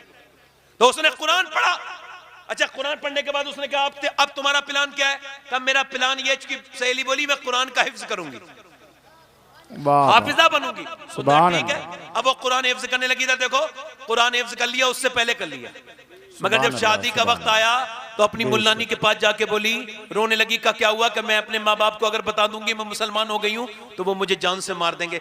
और शादी जिसके साथ कर रहे हैं ना, बड़ा कट्टर दुश्मन है मुसलमानों का, बहुत सख्त है, कट्टर है बहुत ज्यादा। तो उसकी मुल्लानी ने कहा डर मत, जिस कुरान से तू मोहब्बत करती है यही तेरा साथ देगा कुरान, यही तेरा हामी नासिर बनेगा कुरान। कुरान दे दिया, अपने ससुराल चली गई मैके से। अब आदमी चला जाता कुरान पढ़ती, आदमी चला जाता कुरान पढ़ती, नमाज पढ़ती, रोती, अल्लाह से दुआ करती, अल्लाह मेरे आदमी को हिदायत दे दे। अल्लाह का करम ये हुआ, एक बच्चे, दो बच्चा, 3 बच्चे हो गए। और 3 बच्चे जब हो गए तो इसका आदमी एक दिन बीमार हुआ। जब चेकअप हुआ तो रोता हुआ घर आया, बहुत रोया। कहा क्यों रोते हो? कहा तुम इतनी अच्छी मेरी बीबी हो, तुम मेरा कितना ख्याल रखती हो, मेरा कितना, तुमने कभी मेरी नाफरमानी नहीं की, मेरे छोटे छोटे बच्चे। कहा हुआ क्या है? कहा डॉक्टर ने चेकअप करके बताया मुझे कैंसर है, मैं बचूंगा नहीं, मर जाऊंगा। और ये कह के फूट फूट के रोया। जब वो फूट फूट के रोया तो इधर देखो, मेरी तरफ तवज्जो करो, जब वो फूट फूट के रोया इधर देखो, तवज्जो करो, तो उसकी बीबी बोली देखो आप तो नाउम्मीद मत हो, अगर आप चाहो तो मैं आपका इलाज कर दूंगी, मगर मेरी बात माननी पड़ेगी। सुभान अल्लाह, सुभान अल्लाह, वाह वाह। कहने लगी, वो कहने लगा किसी डॉक्टर के पास तो कोई इलाज नहीं, तुम कैसे इलाज करोगी? उसने कहा तुम्हें इस बात से क्या मतलब है, तुम तो फल खाओ पेड़ क्यों गिनते हो? उसने कहा ठीक है मैं मान लूंगा तेरी बात। कहा मान लोगे? कहा हाँ। तो फिर ठीक है। अंदर गई और जाके उसने कुरान खोला और फिर सूरह फातिहा की तिलावत की। उसने पहले सूरह फातिहा जब पढ़ी ना, और जब वो पहुंची ना इय्याका नअबुदु व इय्याका नस्तईन, तो वो रोने लगी। कहने लगी मालिक मैं तुझे पूछती हूँ, तो सही मदद चाहती हूँ, मेरे मालिक मेरे आदमी का दिल बदल दे। रोई रोई, अल्लाह का करम देखो, 1 दिन 2 दिन रोज रो रो के कुरान पढ़ती थी, रोज सूरह फातिहा पढ़ के दम करती थी, सजदों में दुआएं करती थी। 3 महीने के बाद उसका आदमी चेकअप कराने गया, तबीयत थोड़ी ठीक हुई तो, और आके खुश हो गया। बीबी ने कहा क्या हुआ? कहने लगा डॉक्टर ने चेकअप करके बताया है, ऐसा लगता है तेरे अंदर कोई बीमारी है ही नहीं। ये बता तूने कैसे इलाज किया मेरा? क्या पढ़ के फूंकती थी, क्या दम करती थी? कहने लगी तुम बुरा तो नहीं मानोगे? कहा नहीं। कहा जिस इस्लाम से तुम नफरत करते हो उसी अल्लाह का कुरान है, जिस कुरान से तुम नफरत करते हो उसकी मैंने एक सूरत पढ़ पढ़ के दम किया। देखो बुरा ना मानना, उसी से अल्लाह ने तुम्हें शिफा दी है। वो आगे बढ़ के रोने लगा, कहने लगा मैं कुरान वाले को नहीं मानता हूं तो इतना मेहरबान है, अगर कुरान वाले को मानने लगा तो फिर कितना मेहरबान होगा। ऐसा कर तू मुझे जल्दी से कलमा पढ़ा के मुसलमान कर दे। वो थी औरतें जिन्होंने कुरान पढ़े थे, अपनी बेटियों के हाथों में कुरान दे दो। सुभान अल्लाह, सुभान अल्लाह। वसीयतें करो, कुरान पढ़ो, कुरान शिफा है, हिदायत है, बरकत है, कुरान को न छोड़ो। सब तुम्हारे खिलाफ है। आखिरी बात और कर रहा हूं, हुजूर मुफ्ती साहब क़िबला बहुत दिनों में मुझे मिले हैं, इनकी दुआएं लेने के लिए भी मैंने ये तकरीर की है कि ये दुआ करें मेरे लिए। ये बाबरकत इंसान है, इतने बड़े इल्म के मर्तबे पे होकर भी इंसान के अंदर अगर आजिज़ी हो तो उस पर अल्लाह की रहमतें होती हैं, बरकतें होती हैं। मैं आपसे गुजारिश करता हूँ दोस्तों, मेरे तौबा कर लो। ठीक है गुनाह हो गए, कोई बात नहीं, तौबा कर लो। ठीक है दूर थे अब तक दीन से, अब करीब होंगे, अब कहेंगे अल्लाह माफ कर दे, अब कहेंगे। एक औरत मूसा अलैहिस्सलाम के जमाने में बड़ी खूबसूरत थी, इतनी खूबसूरत कि उसका हालात खराब हुए। वो गलत रास्ते पे चल के उसने नवाबों को अपने घर बुलाना शुरू कर दिया। कोई इलाके का नवाब नहीं बचा जो उसके घर नहीं आता था। ध्यान से सुनना, आखिरी बात है मेरी, जीस की आखिरी हिचकी है, गौर से सुन, जिंदगी भर का खुलासा इसी आवाज में है। अब उसने जब बड़ी सी बिल्डिंग बना ली और उसमें दुल्हन बन के बैठती थी, दिन भर अपने ग्राहक लिखती थी, तुम फला रात आना, तुम फला रात आना, मुक्तय करती थी। एक दिन एक नेक आदमी गुजर के जा रहा था, इसके ऊपर नजर पड़ी, और नजर ही तो करती है खराब, ये जिना के करीब मत जाओ, मतलब लड़कियों को, बुरी औरतों को, गंदी वीडियो को देखो तक मत, वरना जिना की तरफ चले जाओगे। उसने देखा, दिल में उसके फितूर पैदा हुआ। 1 महीने लगातार सजदे में कहता रहा या अल्लाह बचा ले, मगर न जाने अल्लाह की क्या हिकमत, उसके दिल से लड़की नहीं निकली। औरत इतनी हसीना थी, ऐसा हुस्न था उसका, निकला नहीं।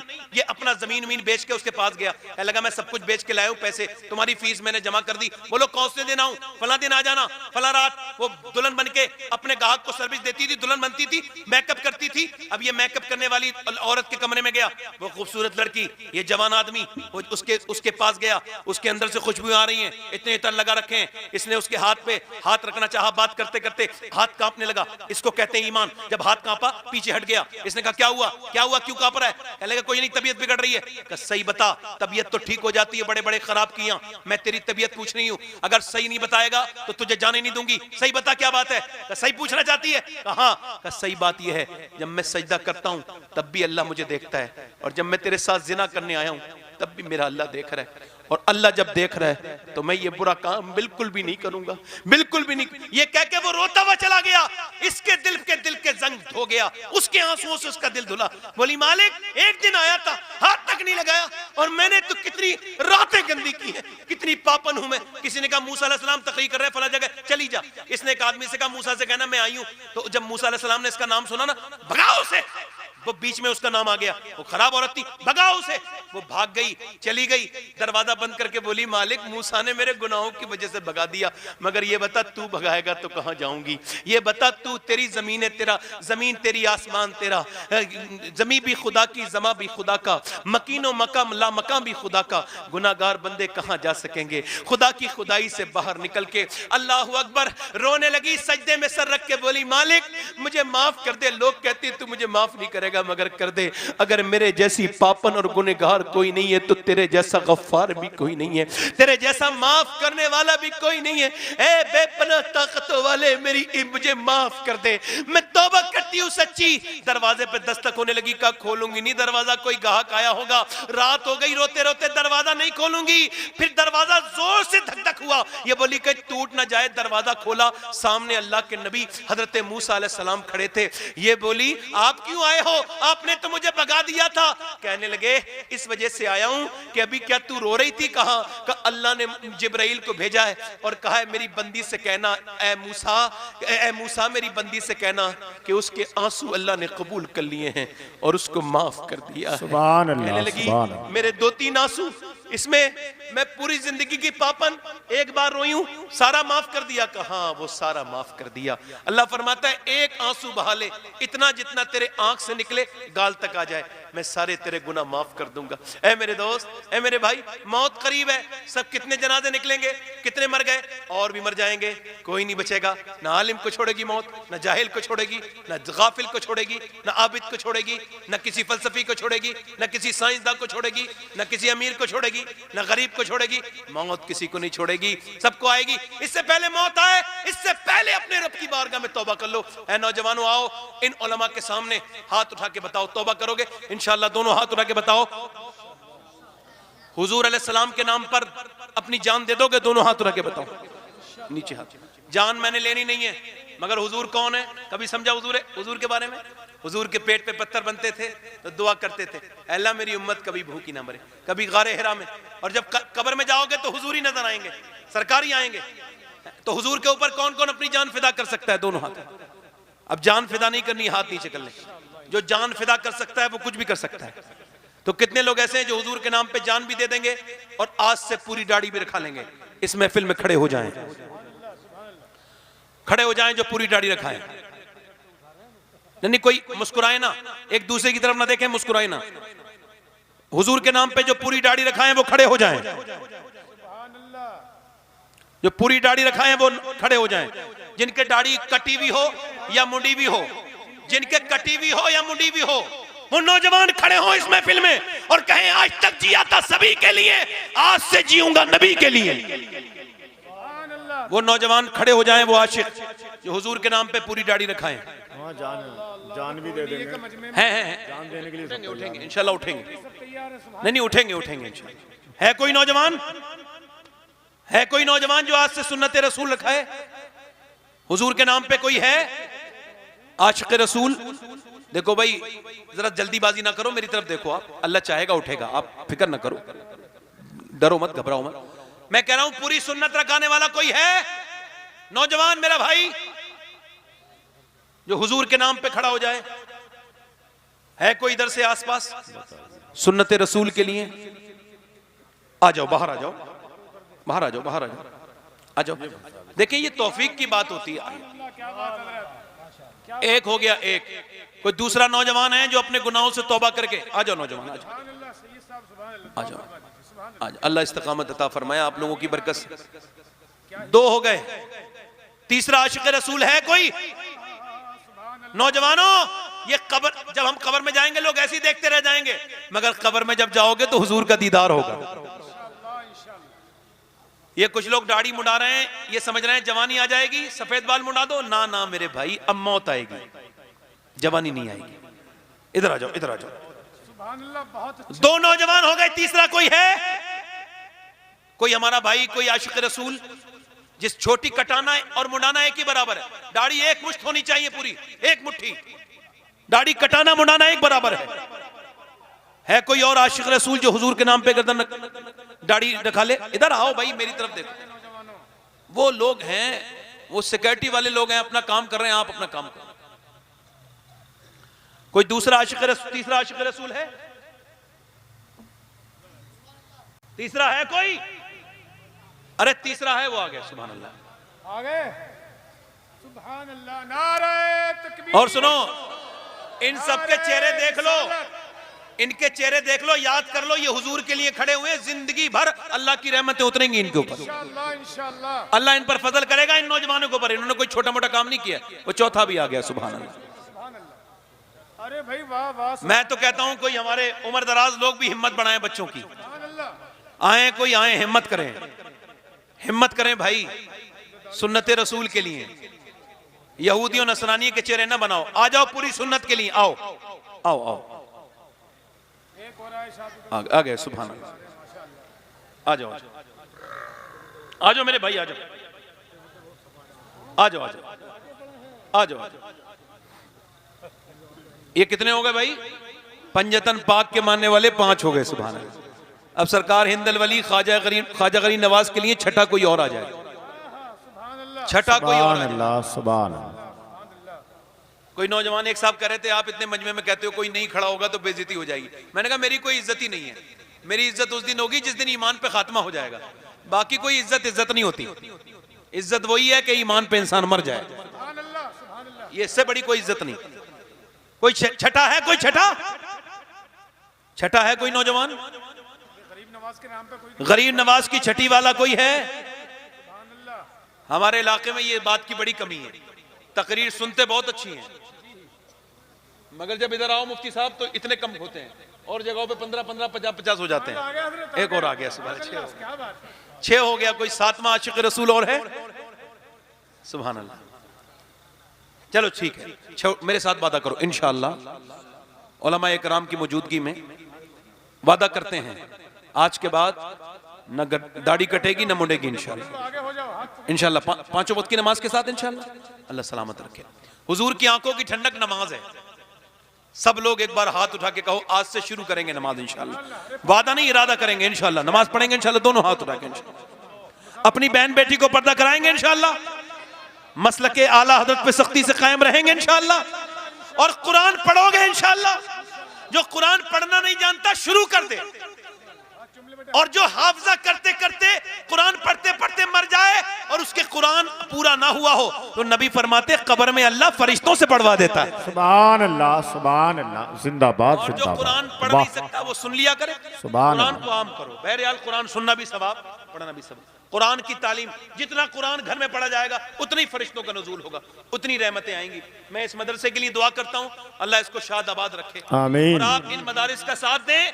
याद रखें, जितना भी इस्लाम ताकतों ने, इस्लाम की दुश्मन ताकतों ने जितने भी हमले किए, उलमा पे किए और मदारिस पे किए, उनको पता है मदारिस और उलमा मजबूत हैं तो इस्लाम मजबूत है। जब पूरी तरह से मगरिब ने इस्लाम पर हमला किया तो अगर कोई सामने सीना लेके खड़ा हुआ तो वो मदरसे थे। वाह वाह, सुभान अल्लाह, सुभान अल्लाह, बेशक। अल्लाह ताला की बारगाह में दुआ करता हूँ, और इन सारे तलबा को, ये जो फारिगीन हैं, इन हुफ्फाज को मैं ये वसीयत और इन्हें अपनी नसीहत करता हूं एक छोटा बड़ा भाई होने के नाते कि अगर अपनी जिंदगी में कामयाबी चाहते हो तो इश्क रसूल को ना छोड़ो, हुजूर से मोहब्बत करो। अल्लाह आप सबको शाद आबाद रखे। तौबा करें मेरे साथ, अस्तगफिरुल्लाह रब्बी मिन कुल्लि ज़म्बिन व अतूबु इलैह। पढ़ लीजिए ला इलाहा इल्लल्लाहु मुहम्मद रसूलुल्लाह। मेरी जिंदगी का मकसद तेरे दीन की सरफराजी, मैं इसीलिए मुसलमान, मैं इसीलिए नमाजी। इस्लाम जिंदाबाद, मसलक आला हजरत पाइंदाबाद। लक़द कान लकुम फ़ी रसूलिल्लाहि उस्वतुन हसना। सदक़ल्लाहुल अज़ीम। अस्सलामु अलैकुम व रहमतुल्लाहि व बरकातहू।